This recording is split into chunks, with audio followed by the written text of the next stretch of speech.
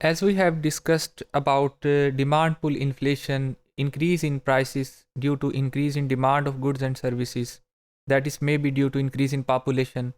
There is another kind of inflation which is known as cost push inflation. क्या हम ये कह सकते हैं कि पॉपुलेशन की वजह से पाकिस्तान में सारी चीज़ों की कीमतें बढ़ती हैं? सारी चीज़ों की कीमतें डिमांड के बढ़ने की वजह से नहीं बढ़ती। बहुत सी ऐसी चीज़ें हैं कि जिनकी कीमत कॉस्ट ऑफ प्रोडक्शन के बढ़ने की वजह से बढ़ी है। For example, cost of production पहले हम देखते हैं कि कॉस्ट पुश इन्फ्लेशन होती क्या है। कॉस्ट पुश इन्फ्लेशन का मतलब ये है कि the prices are increasing due to increase in the cost of production. So let me explain with the help of a diagram what is cost push inflation. Again the same demand supply diagram.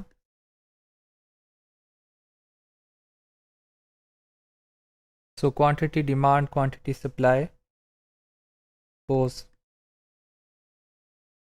equilibrium is 100 when the price is 10. Now the cost of production is increasing. चीज़ों को produce करने में जो लागत है वो बढ़ रही है। जब लागत बढ़ती है तो उसकी वजह से सप्लाई कम हो जाती है। बहुत से प्रोड्यूसर्स उसको अफोर्ड नहीं कर सकते तो वो कारोबार छोड़ के भी जा सकते हैं।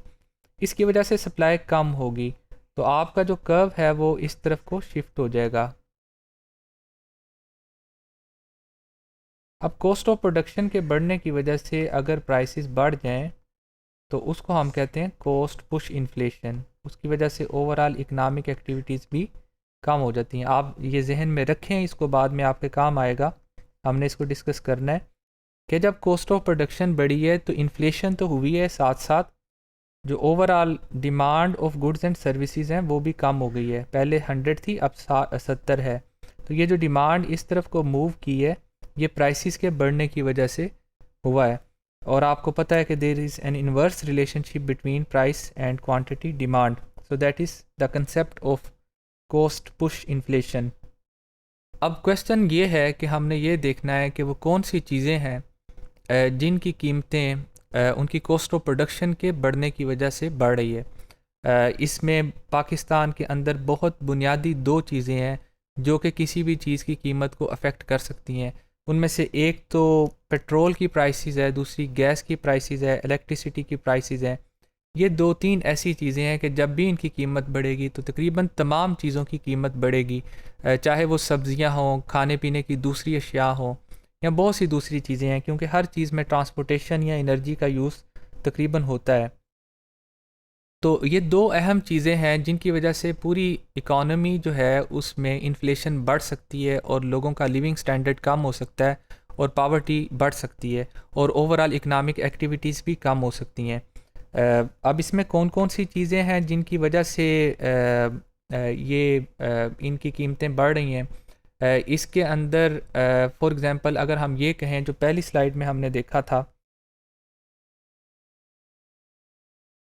कि पाकिस्तान में बहुत सी ऐसी चीज़ें हैं, फॉर एग्ज़ाम्पल वीट है, शुगर है, मिल्क है, जिनकी कीमतें काफ़ी ज़्यादा हैं। फॉर एग्ज़ाम्पल गंदम 50 रुपये किलो है आटा, शुगर की कीमत ज़्यादा है, मिल्क की ज़्यादा है। पाकिस्तान टॉप 10 प्रोड्यूसर्स में शामिल होता है। तो क्या आप कह सकते हैं कि पाकिस्तान में गंदम की कीमत इसलिए बढ़ी है कि पाकिस्तान की पॉपुलेशन बहुत ज़्यादा है? ऐसा नहीं है, क्योंकि 2005 के करीब गंदम की जो कीमत थी वो 7 रुपये थी, और तकरीबन 2007 में पाकिस्तान में गंदम 13 रुपये, आटा 13 रुपये किलो था। अचानक ही इसकी कीमत बढ़ी और ये 20-25 रुपये पे चला गया। ये नहीं हो सकता कि आज आपके लोग जो है वो गंदम फॉर एग्ज़ाम्पल इतनी इस्तेमाल कर रहे हैं तो अचानक ही आपकी पॉपुलेशन 2 दिन में इतनी ज़्यादा नहीं बढ़ जाती कि कीमतें डबल हो जाएं। और ऐसा भी नहीं था कि पाकिस्तान में गंदम की पैदावार नहीं हुई थी। इसमें बहुत से मिसमैनेजमेंट के इश्यूज़ हैं। फॉर एग्ज़ाम्पल बाज़ दफ़ा गंदम को एक्सपोर्ट कर दिया जाता है या बाज़ दफ़ा गंदम दूसरे ममालिक में स्मगल होती है या बाज़ दफ़ा इसको ज़ख़ीरा कर लिया जाता है। इसी तरह शुगर की कीमत अचानक ही 30-35 रुपये से बढ़ के एक दफ़ा 115 रुपये पे चली गई। इसकी वजूहात में ज़ाहिर होर्डिंग है, ज़ख़ीरा अंदोज़ी शामिल है, बहुत सी चीज़ें हैं। मिल्क की कीमत पाकिस्तान में कॉस्ट ऑफ प्रोडक्शन की वजह से ज़्यादा है। एक जगह पे अगर गंदम या दूसरी चीज़ें खाने पीने की प्रोड्यूस होती हैं, जब वो एक सूबे से दूसरे सूबे में जाती हैं तो ट्रांसपोर्टेशन कॉस्ट का ख़र्चा उनकी अपनी लागत से भी ज़्यादा होता है। जिसकी वजह से इनकी कीमतें बढ़ती हैं। तो हम कैसे कह सकते हैं कि अगर हम कॉस्ट ऑफ प्रोडक्शन को कम करना चाहते हैं तो उसके लिए हमें ऑयल प्राइसेस को, एनर्जी को और दूसरी चीज़ें जो कि इनपुट्स हैं बेसिक, उनकी कीमत को कम करना चाहिए। ये दो बुनियादी फैक्टर हैं जिनकी वजह से किसी भी चीज़ की कीमत बढ़ जाती है। अब आपने एक कंसेप्ट इकनॉमिक्स में पढ़ा होगा और वो कंसेप्ट ये है कि हुकूमत, बेसिकली ये कंसेप्ट लास्ट में ये देख सकते हैं आप फिलिप्स कर्व का कंसेप्ट है। फिलिप्स कर्व आपको ये बताता है कि जब भी हुकूमत इन्फ्लेशन को कंट्रोल करने की कोशिश करेगी, जिसका मतलब ये कि प्राइसेस को कम करने की कोशिश करेगी, तो एक दूसरी बुराई या आपको एक इशू का सामना होगा जो कि अनएम्प्लॉयमेंट है।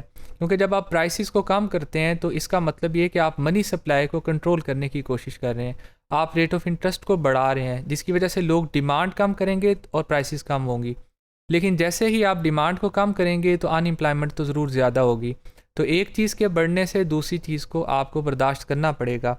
क्या ऐसा मुमकिन है कि हम इन दोनों चीज़ों को साइमल्टेनियसली कंट्रोल करें, अनएम्प्लॉयमेंट भी कम हो जाए और इन्फ्लेशन भी कम हो जाए? ये आने वाले मॉड्यूल्स में हम देखेंगे। फिल वक्त आपके लिए ये सोचने की चीज़ है कि पाकिस्तान में बहुत सी फूड आइटम्स ऐसी हैं कि जो कि पॉपुलेशन के बढ़ने की वजह से उनकी कीमतें नहीं बढ़ रही, बल्कि उनकी कीमतें इस वजह से बढ़ गई हैं कि उनके इनपुट्स महंगे हैं, फर्टिलाइज़र्स महंगी हैं, उनकी कॉस्ट ऑफ प्रोडक्शन ज़्यादा है, जिसकी वजह से उनकी कीमतें बढ़ रही हैं।